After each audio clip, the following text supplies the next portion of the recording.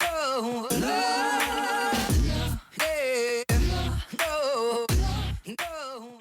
Hey y'all, welcome back to my channel, and if you're new, my name is Taryn and I am a licensed cosmetologist turned stay-at-home mom, and I love bringing you videos like this that include tutorials and tips. So if you have any suggestions for me, please feel free to leave them in the comment box down below.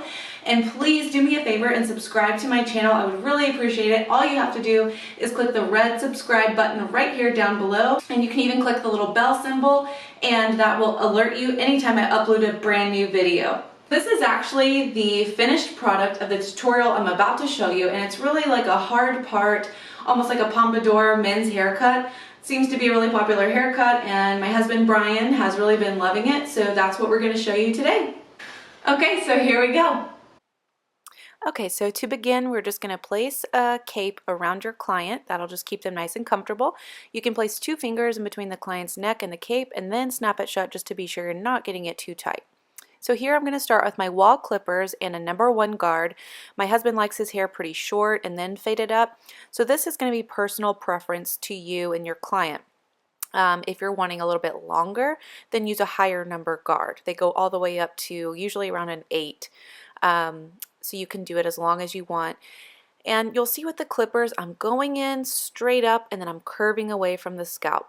Doing this will prevent any lines of demarcation and will help the hair nicely fade up, which is what you want.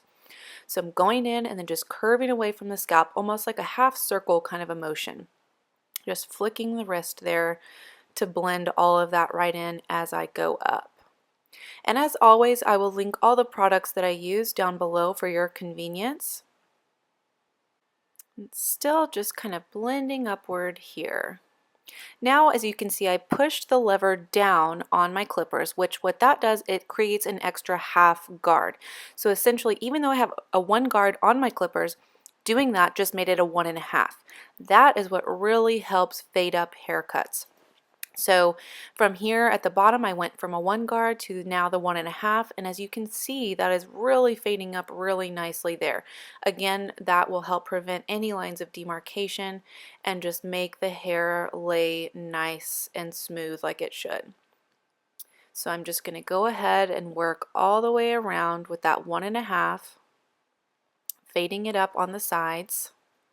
And here I'm back to a 1. Back to the 1 to get on the sides around the ears, and then I'll go ahead and bump up that lever to make it a 1.5 to fade it up on the sides. And as you work your way around the ear, don't be afraid to kind of push and pull and curve the ear back as much as you need to really get around there with the clippers. That's just kind of what you need to do. Here I'm going back up with that 1.5 just to blend all of that in really nicely on the sides. Still using that same curved motion as well. Okay, so here we are on the opposite side, and we're going to do the exact same thing that we just did. So here I'm going up with my number 1 guard, still using that nice curved motion to fade it up. And here, don't be afraid, again, to push your client's ear back if you need to. It won't hurt them. Just get it out of the way so that you can move nicely around the ear and get all of that nice and trimmed up. And then I'm going to push the lever down, and here I'm going up with the 1.5 to just blend all of that in really nicely. And I'm just going to work my way to the back of the head and just make sure that all of that section blends together with the side. So here I'm bringing in my number 2 guard just to fade that up a little bit better on the sides. So when you're fading yours up, no matter what number you use, just take the next step up. If you're started with a 3 guard, then you're going to use a 4 guard here, and so on. So here is the hard part section. I'm just holding with my left hand the top of his hair just so that I keep that out of the way, and then I'm going straight across with my 2 guard right along that part line. And here, if you want to make it more dramatic, you can certainly take that 1 guard or whatever number you're using all the way up to that part line. For this cut today, we just wanted to do something a little less dramatic and just do it a little bit longer right before we get to that part line. So you can certainly customize this to whatever you are looking to create here. So here I'm just working to the back of the head with my number 2, again just blending all of that straight up. And then again working my way to the opposite side of the head and doing the exact same thing again.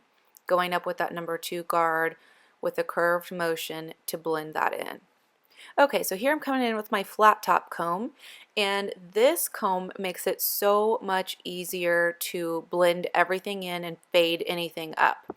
As you can see here at the bottom, I've got my number 1 on the bottom, and then you can see the longer hair on top, and I'm just blending that straight in. Really, because I faded it up with a 2, I didn't really have to go down all the way, but I like to just go over my work a lot of times and just make sure that I have it perfect. And honestly, this flat top comb makes it so much easier. So I highly recommend getting one of those for sure. So here I'm just working all the way around and just making sure that I have no lines at all in here and that everything just blends really well. And you can comb that hair on top more out of the way if you need to. Here, this part is a little tricky if you're doing the hard part cut. So I'm coming in with my flat top comb over the top where that line is, because you just don't want any hair that's too long sticking out on the sides there. So I'm just making sure that that all blends nicely and curves with the scalp there, because you just don't want anything that's too long sticking out. Even if you don't want to do a hard part haircut, you can literally just do what I did on the opposite side to this side. It's that easy to change. So you would just literally fade it up with a 1.5 to a 2 or whatever number you're using, and then just blend it all right in. Don't go up as far as you would with a hard part haircut. So exactly what I'm doing on this side, you would just do to the other if you didn't want to do that. So I'm just going over where I blended in my 1.5 and 2, all the way blending it up to that top section there where I'm going to trim it with the scissors here in a minute. Again, this just helps blend everything in so that you don't see any lines. That's what you want. You don't want any lines sticking out anywhere. Okay, so now you'll see I'm pushing that lever down to give me a half guard again, and just to fade it up with that half guard just because it's a little more subtle and forgiving with the half guard. So you can always start out with that if you need to. Okay, so here I'm going in with my scissors and comb and just put that over your ring finger, grasp the comb over the scissors, and that's how you can hold it in one hand. And now I'm just spraying down the hair. You want to make sure that everything is evenly wet. You don't want any hair that's dry because then your haircut will become uneven. So just make sure it's all nice and saturated, and then you want to comb it all through to make sure it's evenly distributed. My husband had a little bit of product in his hair, so you'll see me combing through that there. Okay, so next you'll want to comb all of the hair straight forward to begin with our guide as we cut the front. So just decide how much length you'd like to take off, and without using too much tension here, just very gently pull it down, and I'm using point cutting here. You'll see me going in at an angle with my scissors. It just helps create more texture and preventing any lines of demarcation again. But I'm going across and I'm cutting in a straight line, but always with the scissors at an angle. That's called point cutting. So then here you'll see me comb everything straight back, and then what we'll do next is take a section from the middle of the head here, and that will really create our guide for the whole scissor cut on top. So as I pull it straight up, you'll see in the front it's a little bit shorter. See that length there? That's where I created my guide in the front from when I combed it to the front. So now as I'm pulling it straight up, I can see where I just trimmed the piece in the front, and I'm just going to match it all together while doing point cutting straight across. So you're going to do that just starting at the front and then work your way all the way to the back. And again, with the point cutting, I just feel like it makes everything lay more smoothly, and you're not going to have lines straight across the head again. So I definitely recommend it. It might take you a little bit of practice, but once you get it, it'll be totally worth it. So now that we have that guide in the middle, now I am just combing the hair straight up, and then that middle piece, you'll see where it's shorter in the middle, I'm just combing everything straight up and trimming it to make it even with that middle section that we just cut. See how it's shorter there in the middle, and I'm just going to cut it straight across just to make it all even. So you're just going to do this, working all the way across the head on the top section there, just to get everything even and to the length that you want it. Again, you'll see that middle section there where it was shorter, and I'm just lining that up just to even it out. All just with pulling the hair straight up in different sections across the head. Here, this section, you can really see on that right side how it was shorter there, and now I'm just evening it all out. There again, you can see right there. That's where I'm going to trim, just so that everything lines up nicely. And here in a minute, you'll see me start working down kind of to the sides of the head to blend in with the scissors to everything that we just cut on the top. So we're going to go around the head and work all the way on the sides too, just to make sure everything's even there as well. But I'm still using all of the point cutting technique there too. Again, just make sure that you keep the hair saturated and evenly distributed, because if you have any dry pieces in there, those pieces are going to end up longer than your wet pieces, because as hair dries it shrinks, so keep that in mind. So here is where I'm going to blend in on the sides like I was telling you. So just make sure that that is also evenly distributed and wet, and then you're just going to comb it straight down. You can get any long hair that's kind of in the way, push it back, and then I'm just going on the sides right here, taking out little sections at a time. You can see the faded up section there, and then the longer pieces from the scissor cutting on top, and I'm just going to bring those straight out and blend them all in with the scissors.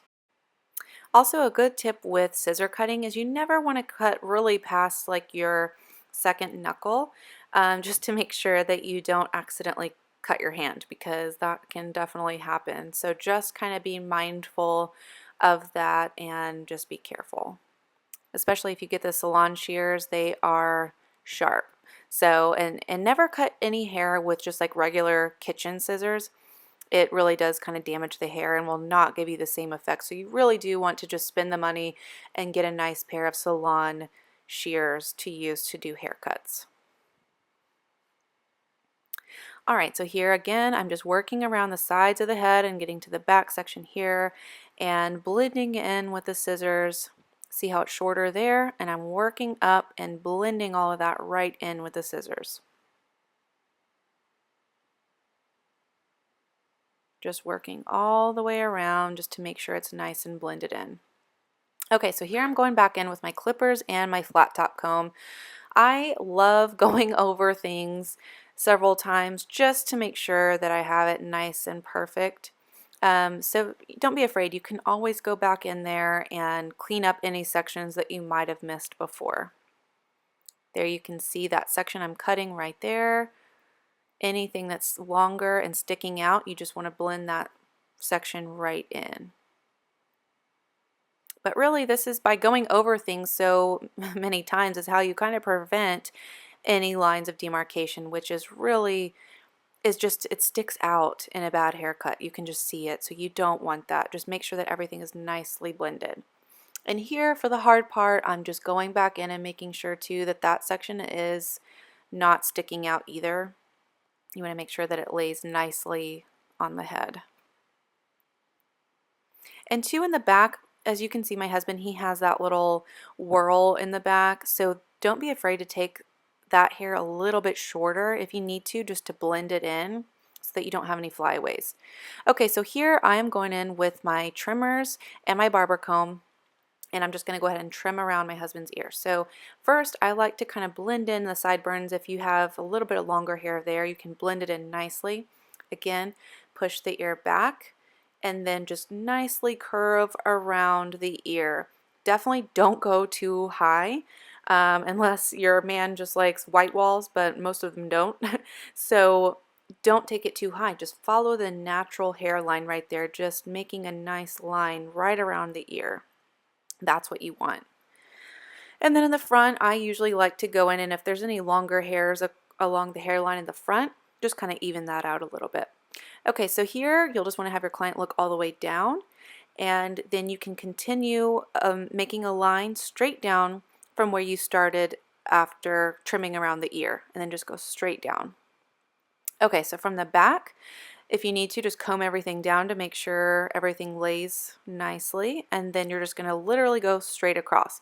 And here you can also decide if your client likes more of a rounded or a squared off look in the back. We usually do like more of a squared off, or even like a little bit of rounded corners if you want to.